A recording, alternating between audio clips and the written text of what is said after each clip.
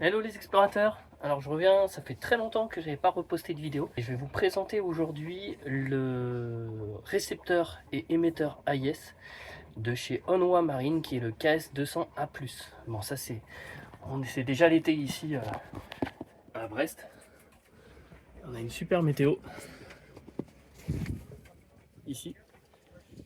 Je vais vous montrer ça. Donc en fait c'est un récepteur que j'ai fait un partenariat avec Onwa Marine qui font des AIS chinois et j'ai reçu le colis, donc je vais vous montrer ce qu'il y a dans le colis et comment installer ça dans le bateau, et puis je vais essayer de faire l'installation. Alors il a une fonctionnalité Wi-Fi, il a 5 watts de puissance, donc normalement on peut émettre et recevoir à jusqu'à 12 000 nautiques de distance. Donc on va regarder ça ensemble et je vous montre comment ça se présente quand on reçoit le paquet.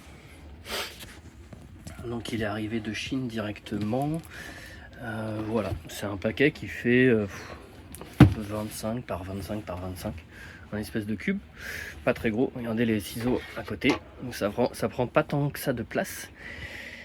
Et ça a pris un petit peu de temps, mais je dirais une quinzaine de jours. C'est arrivé en DHL, voilà, ça a bien marché. Je vais ouvrir le paquet et je vais vous montrer ce qu'il y a à l'intérieur. C'est parti. Alors, est-ce que c'est dans ce sens-là? Je sais pas, ils ont fait un système pour ouvrir. Je pense que c'est dans ce sens-là.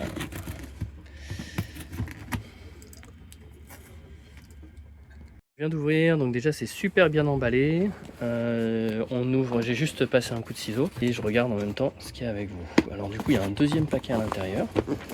Et dans la boîte, alors qu'est-ce qu'on trouve? Ah, c'est super, donc j'ai eu l'antenne GPS, je pense. Ouais, ça doit être l'antenne GPS. Parce qu'il faut deux antennes VHF, c'est l'idéal. Ou un splitter d'antenne avec l'antenne du mât. Mais le splitter d'antenne fait qu'il y a des moments, du coup, vous n'avez pas la VHF fixe qui fonctionne, donc c'est dommage.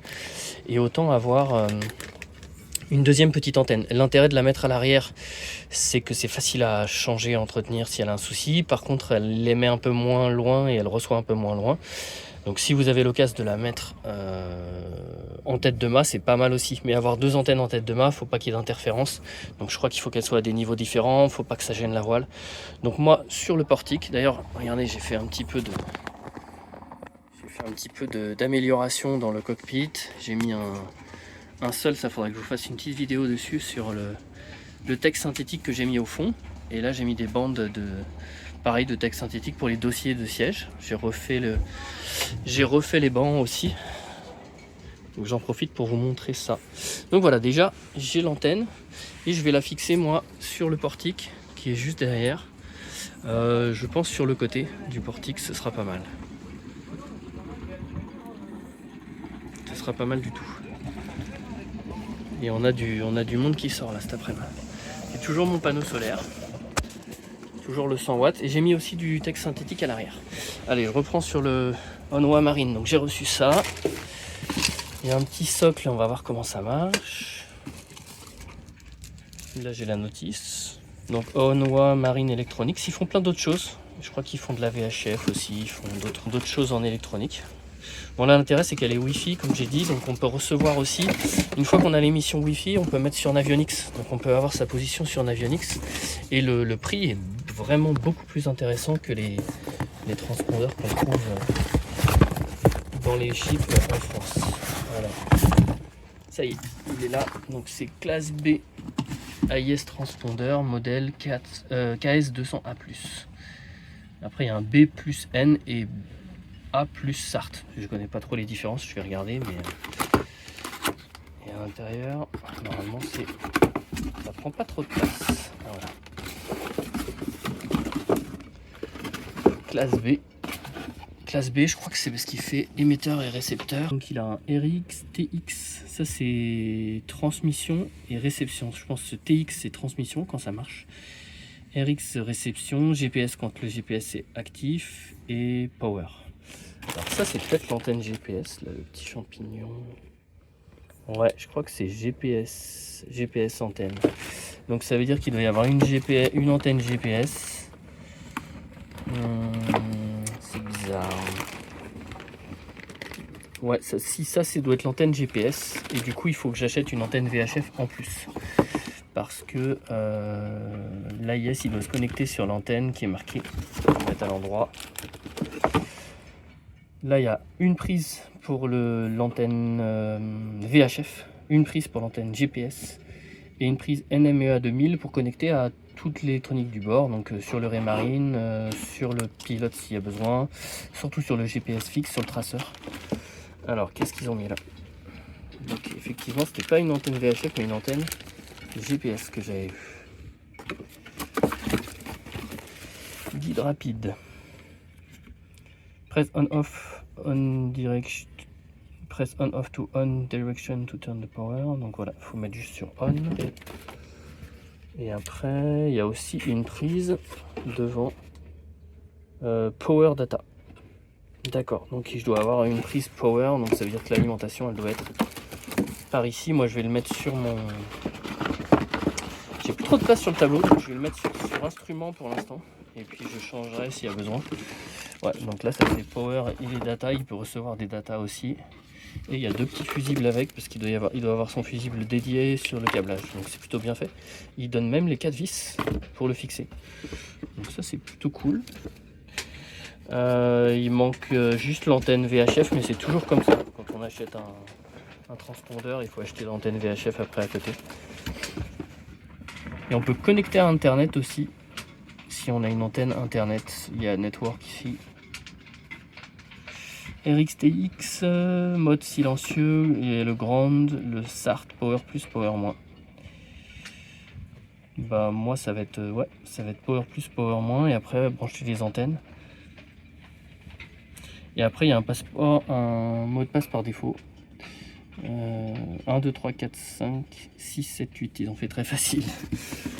Donc voilà, on va regarder tout ça. J'ouvre un peu et puis je vous montre comment je pense l'installer. Donc voilà la boîte, ça prend pas trop de place. Donc derrière l'appareil, il y a le modèle, le numéro de série, le code Wi-Fi, là c'est le nom du Wi-Fi, 3BE620AE et le mot de passe. Donc ça c'est pour après avoir l'AIS sur le téléphone, sur les tablettes, aussi sur... si on a un traceur qui fait Wi-Fi, on peut avoir l'AIS sur le traceur sans fil, ça marche aussi. Alors voilà mon tableau, là j'ai mes deux tableaux ELEC, j'ai mon chargeur Victron Energy, le 130 là, et après j'ai le Blue Smart ici que j'avais installé avec un 30 ampères pour charger la batterie lithium. Donc j'ai encore un peu de place de ce côté, j'ai un peu de place par là mais ça va me gêner si, ça je vais l'enlever, ça va me gêner si j'installe ici parce que dès que je lève la plaque ici ça va monter, donc je pense pas le mettre là. Et ouais, bon, le seul endroit qui reste en fait c'est là à gauche, ça va être à mon avis ça. Mais ici ça pourrait être bien. Regardez. Alors qu'est-ce que ça donne pour l'AIS? Après il y a un sens pour le mettre, je pense. Ah ouais, il veut que je mette ça vers le haut. Ouais, c'est plus logique de le mettre vers le haut comme ça. Donc du coup ça serait comme ça à peu près, ça irait encore. Ou je peux le mettre un peu plus haut pour faire passer tous les câbles le plus rapidement possible et un peu moins gêné dans le lit quoi, parce que là après c'est une couchette ici, donc la couchette sarcophage que ça gêne moins, ou alors je le mets ici en bas, mais ça va gêner encore plus, donc ou alors je le mets là aussi, ça c'est une option. Mais on va avoir des câbles partout, ça va pas être agréable, à mon avis c'est mieux juste là. Ouais, ça va être mis là. Du coup je vais le mettre comme ça et je vais faire passer des câbles par au-dessus. Direction l'arrière, en plus c'est bien, ça va à l'arrière après. Donc ça devrait passer, et je vois que la vue qui fait très sec. J'ai même un passage, le bois il a fait un petit passage pour mes câbles, ça pourrait être bien. On va mettre ça là. Ah ouais, ça va faire un peu de câblage qui va sortir par là. Bon, je regarde comment je peux mettre ça. Et là, j'ai sorti la notice de montage de l'antenne. Donc cette antenne-là, elle peut être montée soit sur un tube, sur un mât, soit à plat. Du coup, si on installe à plat, il y a tous les éléments là avec les 4 vis, tout est présent. Il suffit de démonter la base ici. Donc cette base-là, elle se démonte, il y a 4 vis là. Non, il y a 3 vis. 1, 2, 3. On visse à plat sur celle-là, comme c'est écrit ici. Donc, du coup, c'est assez facile. Après, si c'est sur un mât, par contre, ils fournissent pas le mât. Donc, je pense que ça prend un peu de place. Donc, il faut trouver un tube qui est du bon diamètre ici. Et il y a une espèce de système de vissage. Donc, on peut peut-être visser. Et sinon, mettre un tube, je pense, avec de la colle. Avec un peu de silica, ça doit marcher pour... Je pense le mettre moi sur un tube parce qu'à plat sur le pont, je vois pas trop de place. Si on marche dessus après, c'est pas top. Donc, de base, il est installé pour le mât.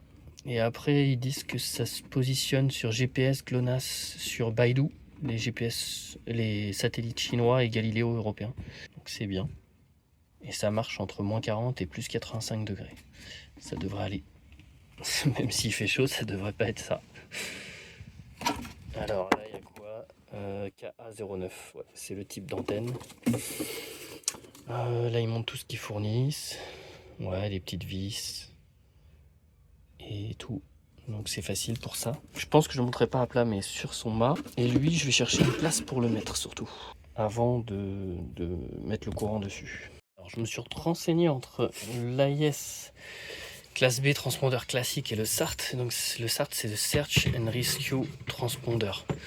Search and Rescue Transponder, c'est juste qu'il aura un bouton en plus qui doit être là normalement, je pense. Moi, j'ai pas de bouton. Et à mon avis, c'est le même boîtier. Il y a un bouton et en cas de détresse, on appuie dessus et ça lance un appel en fait sur toutes les stations. C'est-à-dire que la position du bateau est toujours mentionnée sur les AIS des autres, mais en plus, il y a marqué que c'est un bateau en détresse. Voilà. Et ça peut celui-là peut se modifier pour avoir ce bouton-là. C'est juste qu'il faut l'ajouter et relier donc le fil marron normalement à ce bouton. Enfin, j'ai lu ça, qu'apparemment on pouvait le modifier pour avoir le SART même dans une version sans Search and Rescue Transponder. Donc à voir. En tout cas, il y a les deux versions qui existent et il y a un bouton physique sur la version Search and Rescue. Donc c'est surtout ça. Et ici d'ailleurs, ça c'est le NMEA 2000. Bon alors, je vais vraiment le placer là. Donc ici est relié tous les câbles. Et on va voir ce que ça donne. Alors voilà le câblage. Ça donne ça.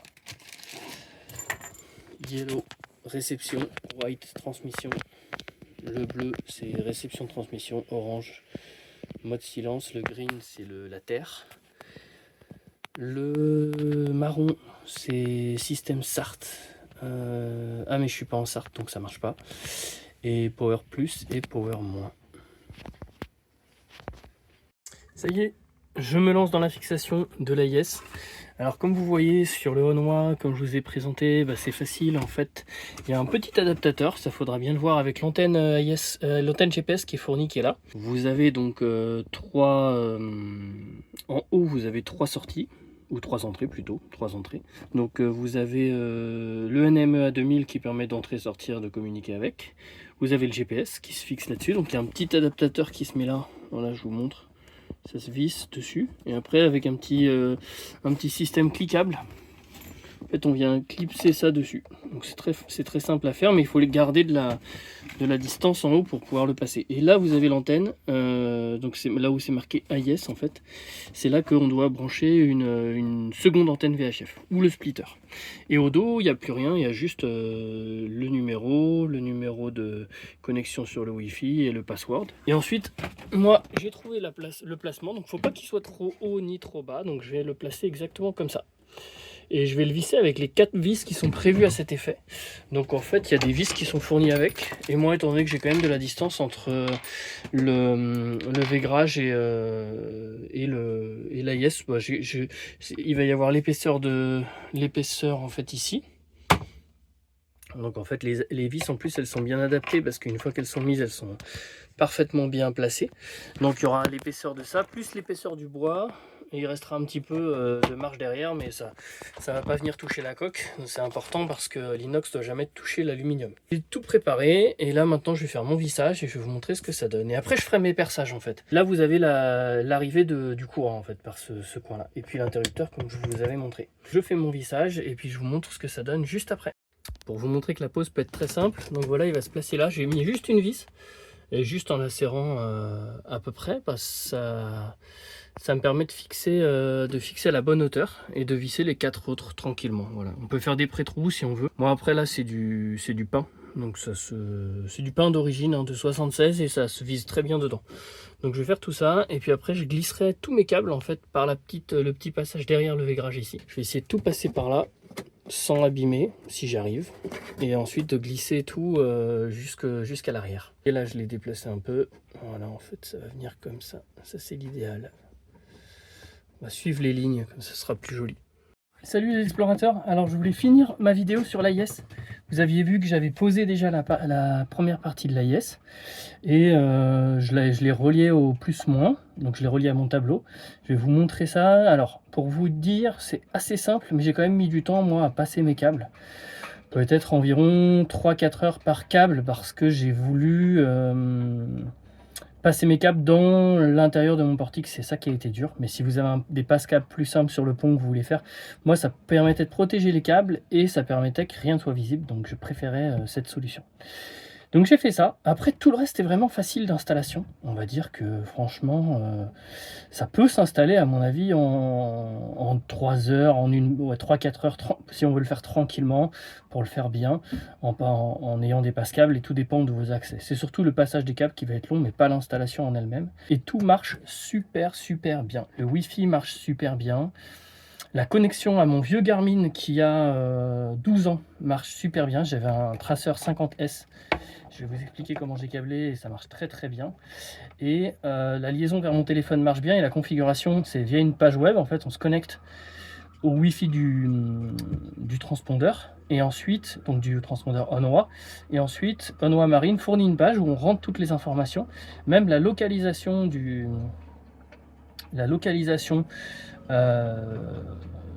2 antennes. Je vais essayer de vous mettre une capture d'écran quand je vais laisser de la place pour ça.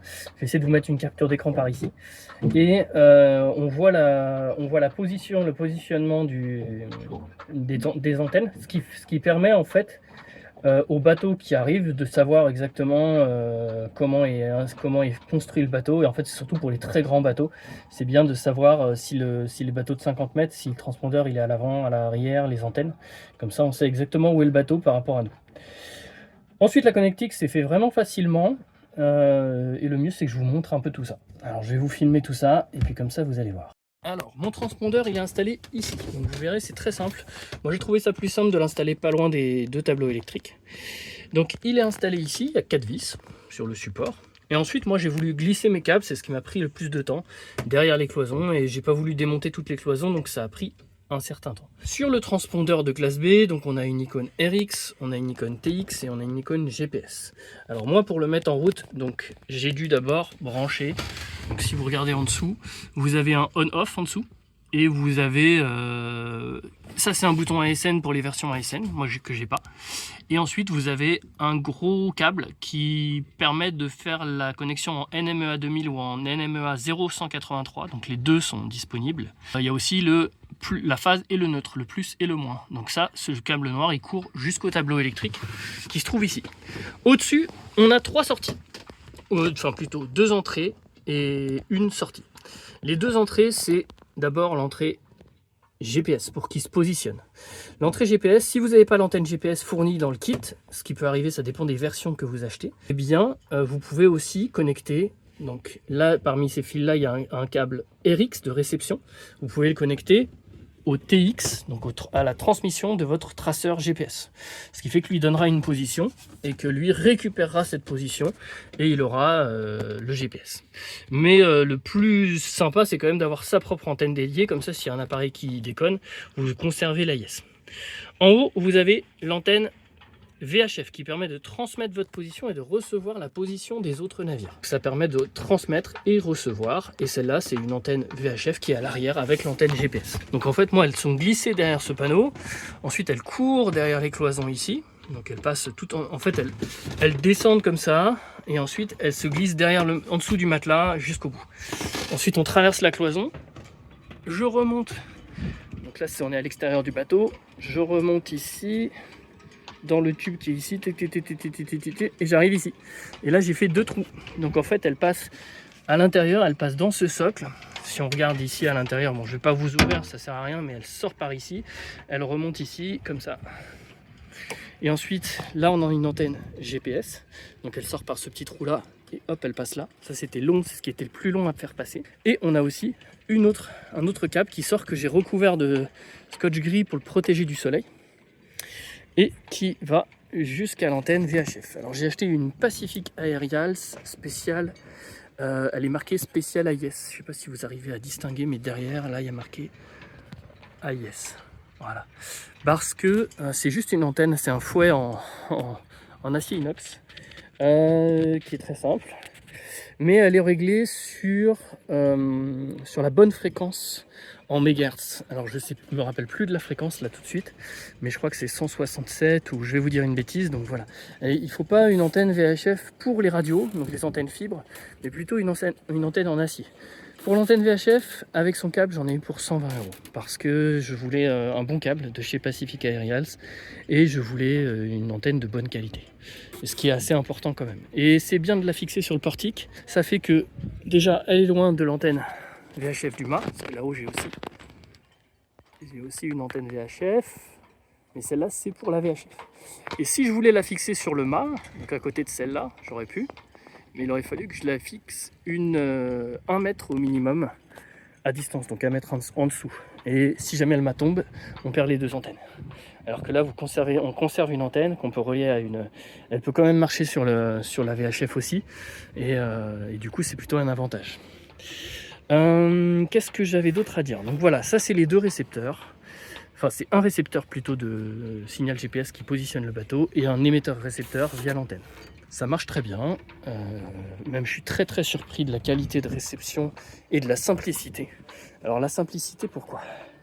Je rentre dans le bateau et je vous montre ça. Alors la simplicité parce que moi je l'ai couplé au même fusible que ma VHF BLU. Parce que déjà c'est les deux qui possèdent des antennes de même type, ça me semblait plus simple. Et puis il me restait plus beaucoup de fusibles, donc j'ai couplé tout ça. Mais si vous voulez, vous pouvez vous faire un fusible pour les deux. Donc moi j'appuie juste sur VHF BLU.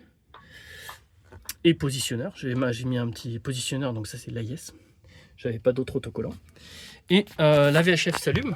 Alors ce qui est bien avec ma VHF, c'est que je peux l'éteindre si j'ai envie. Là elle est sur le canal 8, j'appuie sur on longtemps et la Laurence elle va s'éteindre normalement. Voilà. Et lui, pour l'instant il est éteint parce que j'ai pas décidé de l'allumer. Et si je veux l'allumer, j'appuie juste sur le on ici. Le power s'allume. Alors comment ça marche? Donc là, il va d'abord chercher un signal GPS en orange. On va regarder ensemble le temps que ça prend, mais vous allez voir, ça prend moins d'une minute. Donc il va... Et après, vous pouvez le laisser tout le temps allumé si vous voulez. Il est déjà en train de chercher en réception des signaux d'autres AIS. Donc là, pour l'instant, le GPS il n'est pas encore fixé, mais vous allez voir, ça va aller très vite. Il cherche des satellites. Je l'ai mis sous le panneau solaire à l'arrière et hop, ça y est. Donc on va dire trentaine de secondes pour obtenir la position. Donc maintenant, ça y est, l'AIS est en route. Donc il va réceptionner et de temps en temps, vous allez avoir le TX qui va faire un petit flash lumineux. Alors quand on est au mouillage, il en fait moins souvent. C'est-à-dire il en fait 1 tous les 2 à 3 minutes. Pour transmettre sa position. Quand on est en mer, il peut en faire beaucoup plus souvent, puisque le bateau se déplace, il va transmettre plus souvent sa position. Hop, ça y est, voilà, deux petits flashs rouges, 3, 4, là il transmet sa position. Et donc là, ça veut dire que ça y est, là il a redonné sa position, donc du coup il a réactualisé la position sur Marine Traffic, par exemple, ou sur Vessel Finder, ce qui sont des deux gros sites où on peut voir les bateaux. Et si vous cherchez Bacane, vous allez voir le bateau dans le port de Brest. Il y a plusieurs Bacanes, mais le mien, j'ai mis une photo du bateau et il est au port. Normalement, il est localisé au port. Sauf quand je me déplace, bien sûr. Donc voilà, on peut désactiver la transmission. Sur l'interface de chez Onwa Marine, vous pouvez très facilement, il y a une petite coche à faire, donc depuis votre téléphone, en Wi-Fi. Vous pouvez désactiver pour transmettre. Si vous voulez pas être repéré ou si vous n'avez pas envie de transmettre votre position à un moment, être tranquille, pas être tracé, eh bien vous la supprimez. Notamment, ça peut être bien par exemple quand on a envie de pas être suivi, d'arriver dans un port sans avoir tout de suite toutes les formalités à faire. Voilà. Donc on peut supprimer le TX sans souci. Et on peut rester en réception par contre pour voir les autres navires, notamment les navires marchands et les gros navires qui sont obligés de conserver la transmission. Donc voilà le tableau. Là-haut, vous avez une prise que j'ai pas encore reliée, qui est avec... alors en plus, j'ai encore un câble. Alors il n'y avait pas de câble NMEA 2000 fourni, mais on peut mettre un câble NMEA, et ensuite on le branche à la dorsale. Moi, ma dorsale, elle est juste en dessous, sous les matelas, là, dans mon tableau, et on peut venir se brancher directement sur la dorsale. Je peux vous montrer ça. En fait, ce câble-là, on pourrait le mettre. Je le ferai probablement après. En fait, si on a... par exemple tout le traceur qui est en NMEA 2000, alors c'est un peu le bazar, mais c'est pas le bazar, c'est juste que il faut connaître. Et bien moi je peux me brancher tout de suite ici, c'est-à-dire là, là j'ouvre la sortie et je peux me brancher dessus. Ou je peux remettre un domino gris là, je peux en rajouter un aussi ici, et puis tac, venir, et encore un, et encore un, et encore un. Donc en fait ça c'est le début de ma dorsale, mais dessus il n'y a que le sondeur. Du coup, toutes les infos elles viennent ici, ça veut dire que s'il voulait, si j'avais un GPS récent, il serait branché là-dessus. Et si j'avais aussi par exemple un traceur récent, un traceur GPS récent, il serait branché là-dessus et il aurait toutes les données, donc la profondeur, la température de l'eau, la vitesse, la position via l'AIS, elle serait là-dessus. On peut mettre le vent, on peut mettre la direction du vent, la vitesse du vent, si on a une petite... tout ce qu'il faut en tête de mât. Donc voilà, on peut rajouter des éléments sur cette dorsale. Pour l'instant, j'ai laissé tous les câbles et puis les gros enroulés, mais voilà, après je ferai une dorsale peut-être plus alignée, plus propre et bien attachée. Mais pour l'instant, j'ai pas de matériaux très récents à part le sondeur. Et puis je viendrai brancher sur ça aussi mon nouvel écran extérieur. Voilà, donc on peut se brancher là-dessus pour partager toutes les informations. C'est comme une colonne vertébrale qui va informer tous les appareils de toutes les informations. Le câble noir, ben c'est facile, hein, on le voit même, je l'ai même montré ici, on le voit, ça c'est le câble qui est ici. Il passe ici, là c'est celui-là, et il remonte après vers le tableau, juste pour envoyer, pour avoir son plus-moins. Et aussi, je l'ai relié à mon GPS. Alors, je vais essayer d'allumer aussi. Voilà, qui est sur instrument. Donc j'ai relié à mon GPS. Alors, il clignote un peu, hein, c'est normal sur les... Ah, si je m'éloigne un peu, peut-être que le téléphone arrive à... Ouais, c'est parce que je filme. Et mon GPS, il arrive à voir les cibles, en fait. J'ai relié, donc en sortie de celui-là, vous avez des fils qui est en type NMEA 0183. Carte de navigation. Ouais, vous n'allez pas bien voir parce que ça clignote, malheureusement. Même si je me rapproche... Ah, si je me rapproche, c'est un peu plus... Ah, c'est mieux, là. Donc voilà, là on voit déjà les premières cibles qui commencent à s'afficher. Alors il sonne parce qu'il met des alertes de base. Modifier l'alarme. Et puis, il faut la supprimer en fait. Désactiver. Voilà. Voilà, donc ici, en fait, on voit les cibles. Il faudrait que je vous fasse aussi une photo, je vais essayer de le faire, ou dans une prochaine vidéo, de mon téléphone. Sur Navionics aussi, j'ai tout. Hein. Donc sur Navionics, ça m'affiche de la même façon toutes les cibles GPS. En fait, ils se connectent au Wi-Fi. En vert, on voit des bateaux, là, qui sont des voiliers, par exemple, qui sont en train de naviguer. On a vraiment toutes les cibles AIS qui sont affichées sur le traceur et qui sont affichées sur le téléphone, directement, sur Navionics. Bon, je l'éteins, c'était juste pour vous montrer ça. Là, mon écran, c'est toujours mon pilote. C'est pour mon pilote de bar, PyPilot que j'avais fait moi-même. Mais voilà, donc ça vous donne un peu une idée. C'est une installation super simple. N'hésitez pas à me poser vos questions. N'hésitez pas à me poser vos questions, c'est une installation très simple, vous verrez, et ça vous permettra d'avoir la position de votre bateau et surtout de réceptionner la position des autres bateaux quand vous êtes en mer, si vous êtes dans la Manche, si vous êtes dans l'Atlantique, c'est super pratique. En plus, c'est un récepteur 5 watts, alors que la plupart, ils sont 2 watts, il me semble, et donc récepteur émetteur, donc il transmet beaucoup plus loin et il reçoit de beaucoup plus loin. Sans être dangereux non plus pour la santé, hein. J'ai vérifié les données de santé, c'est pas du tout dangereux, moins dangereux qu'un téléphone dans une poche, beaucoup moins. Donc du coup, c'est juste une transmission via VHF et une réception, une transmission radio en fait, et une réception GPS. Donc il n'y a rien de gênant. Et il est 5 watts, donc il est plus puissant que les autres, donc il reçoit beaucoup plus loin et il transmet beaucoup plus loin. Là, je suis à l'intérieur, vous voyez, je vois des bateaux qui sont dans le goulet de Brest alors que je suis au niveau du port du château.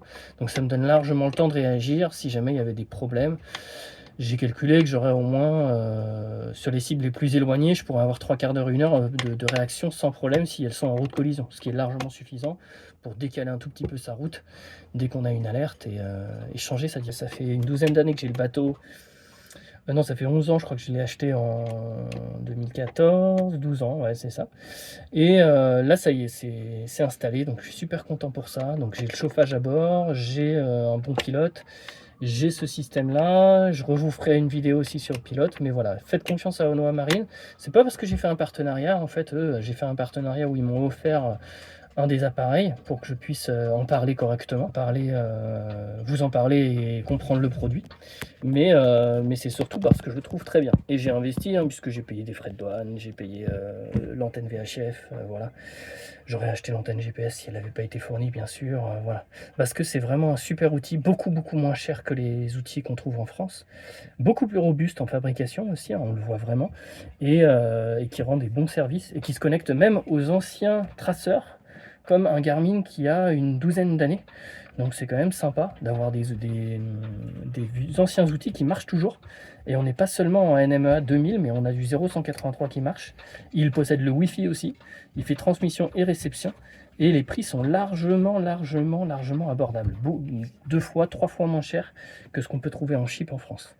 Donc c'est pour ça que je vous le conseille. Et ça part directement de Chine. Mais de toute façon, tout est fabriqué en Chine maintenant aujourd'hui. Donc ça ne changera pas grand-chose par rapport à un traceur que vous allez trouver dans votre chip habituel. Et ça peut vous changer la vie par rapport à la navigation, être beaucoup plus tranquillisé sur les bateaux qui viennent vers vous. Vous avez leur cap, leur vitesse, leur direction, ce qu'ils transportent, leur type. Donc c'est plein d'informations pour le navigateur. Et les 2 petites antennes, elles s'intègrent très bien. Comme je vous l'ai montré, elles s'intègrent très bien. On les voit à peine derrière. On les voit vraiment à peine, donc ça vaut vraiment le coup de s'équiper d'un petit AIS. Donc voilà la météo, elle est super météo aujourd'hui. Et on va essayer de sortir, d'aller naviguer soit en rade de Brest, soit vers Camaret. Il y a les fêtes maritimes, mais je ne suis pas encore allé. Peut-être que j'irai si j'ai le temps. Et voilà, donc je vous conseille Onoa Marine, vous avez le lien dans la description ici. Mon lien d'affiliation, si vous voulez une petite réduction qui va normalement être transmise. Et puis voilà, je vous souhaite de belles navigations. N'hésitez pas à me poser vos questions sur la partie technique. J'ai aussi le support d'Onoa Marine qui répond à toutes mes questions, donc je peux aussi moi me faire le relais de vos interrogations. Donc en commentaire, dites-moi si vous avez un AIS, si vous en avez besoin. Et puis en commentaire, dites-moi si vous aimez bien les vidéos et abonnez-vous surtout, parce que j'aimerais avoir un peu plus d'abonnés, même si j'ai beaucoup de monde qui regarde, tout doucement, mais le but c'est d'avoir plus d'abonnés pour pouvoir vous proposer plus de contenu intéressant, plus de nouveaux matériels et tester des choses sur le petit bateau. A bientôt les aventuriers, les explorateurs, et je vous souhaite de belles navigations avec Onoa Marine. Ciao ciao.